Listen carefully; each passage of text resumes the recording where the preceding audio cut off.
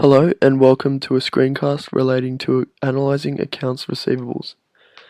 Think of an accounts receivable as an uncollected sale, and in order for a business to make a profit on these types of sales, firms should be analysing and improving how well they collect their accounts receivables.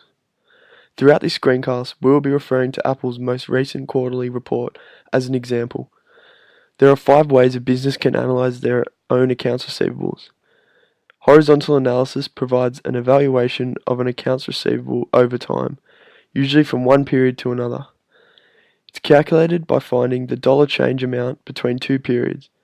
This dollar change is then divided by the prior report's accounts receivable total, giving a percentage change. As you can see, Apple saw a 7.08% increase in accounts receivables.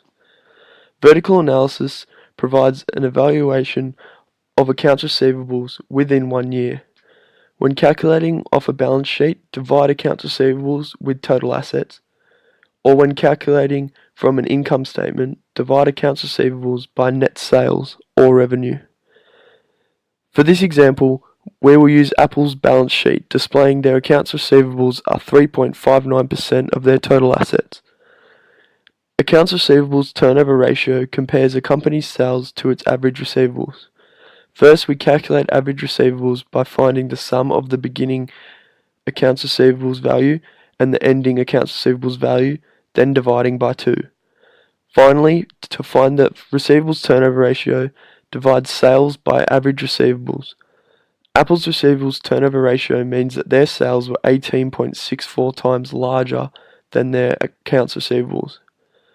Additionally, days in receivables ratio expresses a firm's ability to generate and collect their accounts receivables. It is calculated by dividing 356 by the firm's receivables turnover ratio. For Apple, their days in receivables ratio displays that it takes them about 20 days to collect an accounts receivable. The allowance ratio compares a firm's allowance for bad debts to its accounts receivables to determine its percentage of receivables that are expected to be uncollected in the future.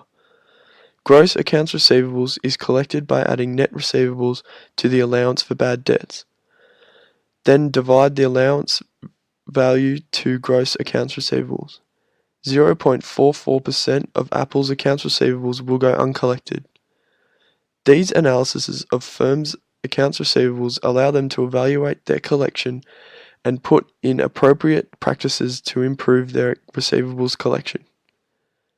Thank you for tuning in, and I hope your understanding of analyzing accounts receivables has benefited. Created using Powtoon.